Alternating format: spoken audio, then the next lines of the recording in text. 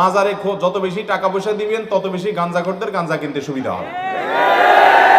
কারণ মাজারে সাধারণত মাজারের আশেপাশে থাকবেন বেশিরভাগ গাঞ্জটি থাকে, অতএব এখানে যত বেশি টাকা পয়সা দিবেন তত বেশি গাঞ্জটিদের গাঁজা কিনতে কি হবে।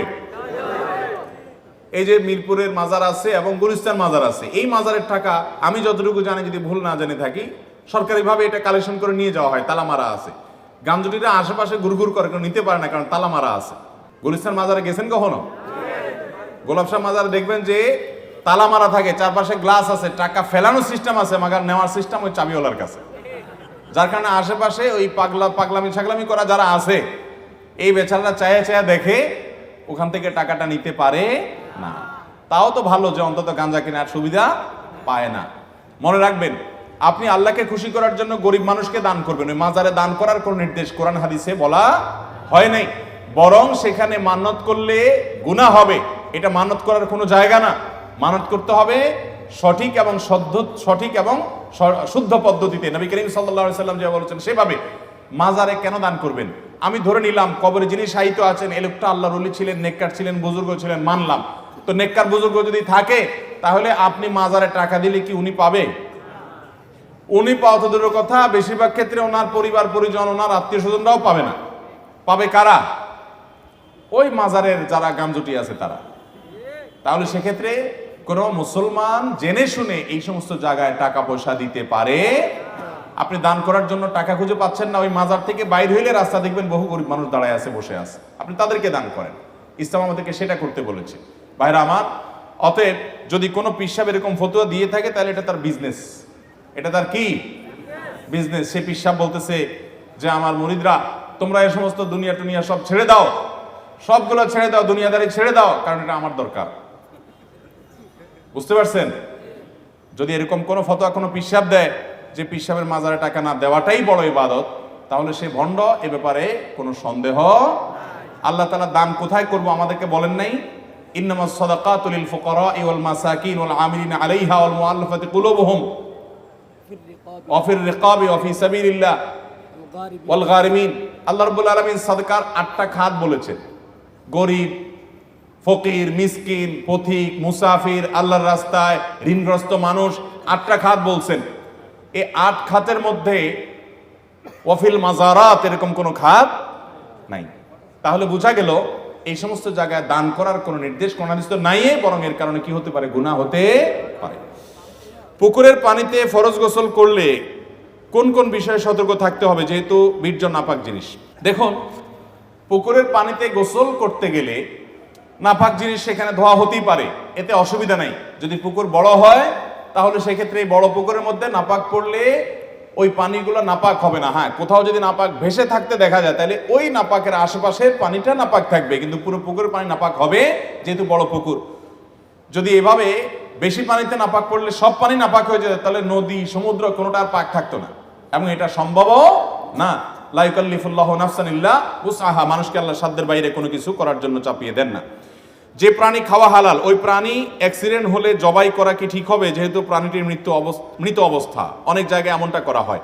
কোনো প্রাণী অ্যাক্সিডেন্ট করে মরণাপন্ন অবস্থা হয়ে গেছে, এখনো রূহ আছে, তাহলে ওইটা জবাই করে খাওয়া যাবে। ওইটা জবাই করে খাওয়া, যেহেতু তার মধ্যে কি আছে? প্রাণ আছে। আর যদি মারা যায়, তাহলে এরপরে আর জবাই করলে ওইটা খাওয়া যাবে। অনেক জায়গায় এরকম মরা গরু, এটা চামড়াটা আমরা ছিলে হয়তো বিসমিল্লাহ বলে আল্লাহু আকবার বলে দিলে মানুষকে খাওয়ায় অনেক হোটেলে, আসে না, পত্রিকা অনেক সময় আসে। তো সেটা কিন্তু হারাম হবে, কারণ আল্লাহ তাআলা কোরআনে কারীমে স্পষ্ট বলেছেন, হুররিমা আলাইকুমুল মাইতাতু ওয়াদ দামু ওয়া লাহমুল খিনজির ইলা আখিরিল আয়া। মৃত যে কোনো প্রাণী খাওয়া আল্লাহ তাআলা আমাদের জন্য হারাম করেছেন। কোনো অমুসলিম মেয়েকে মুসলিম বানিয়ে বিয়ে করার পর মেয়ের পরিবারের সাথে সম্পর্ক রাখা যাবে কিনা? যদি কোনো অমুসলিম মেয়ে ইসলামের সৌন্দর্য দেখে তিনি ইসলামে আসেন, তাহলে সে মেয়েকে বিয়ে করার পর ওই মেয়ে তার বাবার সাথে, তার মায়ের সাথে, ভাই বোনের সাথে সম্পর্ক রাখতে পারবে। আপনিও জামাই হিসাবে তাদের প্রতি সদাচরণ আপনি করতে পারেন, এতে কোনো অসুবিধা।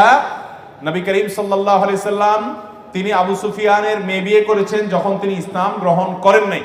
নবী করিম সাল্লাল্লাহু আলাইহি সাল্লামের বাসায় তিনি এসেছেন, নবী সাল্লাল্লাহু আলাইহি সাল্লাম সেটাকে অ্যালাউ করেছেন, এবং মেয়েও তার বাবাকে বসতে দিয়েছেন এবং খাতির যত্ন করেছেন। এখান থেকে বোঝা যায় যে কেউ যদি অমুসলিম থেকে ইসলামে আসেন, তাহলে তার পরিবারের সাথে সুসম্পর্ক বজায় রাখতে কোনো অসুবিধা নাই, বরং বাবা মার প্রতি সদাচরণ অমুসলিম হলেও করতে হবে। আল্লাহ বলেছেন ওয়াসাহিবহুমা ফিদ দুনিয়া মারুফা, তারা যদি মুশরিক হয় তারপরেও দুনিয়াতে তাদের সাথে সুন্দরভাবে জীবন যাপন করবে। মসজিদে জামাতের নামাজ ইমাম কতটুকু অংশ পর্যন্ত আদায় করে ফেললেও পরবর্তীতে নিয়ত করে মুক্তাদির জন্য উক্ত রাকাত পূর্ণাঙ্গ বলে বিবেচিত হবে। ইমামকে যদি রুকুতে পান তাহলে সেক্ষেত্রে আপনি সে রাকাত পাবেন, আর যদি রুকু থেকে ইমাম উঠে যায় তাহলে সে রাকাত পেয়েছেন এমনটি মনে করা হবে না। আমি একটি সংগঠনে কাজ করি, রক্তদান থেকে শুরু করে অসহায় মানুষকে সাহায্য করার চেষ্টা করি এবং মানুষকে উৎসাহিত করার জন্য সেই ছবি পোস্ট করি ফেসবুক ইত্যাদিতে। এতে অনেকে বলে ছবি পোস্ট করলে নাকি দান কবুল হবে না, ইসলাম কি বলে? দেখুন, ইন্নামাল আমালু বিন্নিয়াত, প্রত্যেকটা আমল নিয়তের উপর নির্ভর করে। আপনি কেন করছেন এটা বড় কথা। আজকাল তো এমন কোন নেকামল পাওয়া কঠিন হয় যে নেকামল ফেসবুকে আপলোড করা হয় না, ঠিক কিনা বলেন? যেই কোনো ভালো কাজ করতে পারলে একটা ছবি তুলে ফেসবুকে একটা পোস্ট করে কিছু লাইক কমেন্টের ব্যবসা হয়, কিছু বাহবা পাওয়াই হয়। যদি ব্যাপারটা এমন হয় যে আপনি চ্যারিটি প্রতিষ্ঠানে মানুষের দানের টাকা এটা করেছেন, তাহলে সেক্ষেত্রে মানুষের কাছে জব দিয়ে করার জন্য করেছেন। অথবা আপনি যদি অন্যকে উৎসাহ দেওয়ার উদ্দেশ্য, আপনার উদ্দেশ্য যে আপনার বন্ধুরা অনেকে জেনে তারা আপনার সাথে শরীক হবে, তাহলে সেক্ষেত্রে আপনি এটা করতে পারেন। কিন্তু লাইক কমেন্ট পাবেন, সবাই বলবে মাশাআল্লাহ, মাবা দিবে, আপনার ভালো লাগবে, এরকম উদ্দেশ্য করলে সেটা সওয়াব তো হবেই না, বরং এর কারণে শিরকে আসগরের গুনাহ হবে। বৃদ্ধাশ্রম করা কি জায়েজ? বৃদ্ধাশ্রম ও এতিমখানার জন্য একটি জমি দান করা হয়েছে, এখন স্থাপনা করার সামর্থ্য নেই, জমিটি পড়ে আছে, জমিটিতে ফসল ফলিয়ে ভোগ করা যাবে কিনা এবং অন্য খাতে ফসলের ব্যয় করা যাবে কিনা। যদি কেউ দান করে থাকেন তাহলে সেক্ষেত্রে ওইটাতে ফসল ফলানো যাবে, ফসলের কাজ যেই খাতে দান করেছে ওই কাজে ব্যয় করবেন। আর বৃদ্ধাশ্রম করা এটা নাজায়েজ বা হারাম কাজ না, কিন্তু ইসলাম এমন সমাজ ব্যবস্থার কথা বলে যেই সমাজে কোনো বৃদ্ধাশ্রমের প্রয়োজন হবে না। কথা কি বুঝাতে পারছি? বৃদ্ধাশ্রমের প্রয়োজন হবে। বৃদ্ধাশ্রমের কেন প্রয়োজন হবে? সন্তান বাবা মাকে দেখাভাল করবে, বাবা সন্তান যদি না থাকে তাহলে অন্য কারোর উপর ইসলামের দৃষ্টিকোণ থেকে দায়িত্ব বর্তাবে, কেউ না কেউ দায়িত্ব নিতে বাধ্য।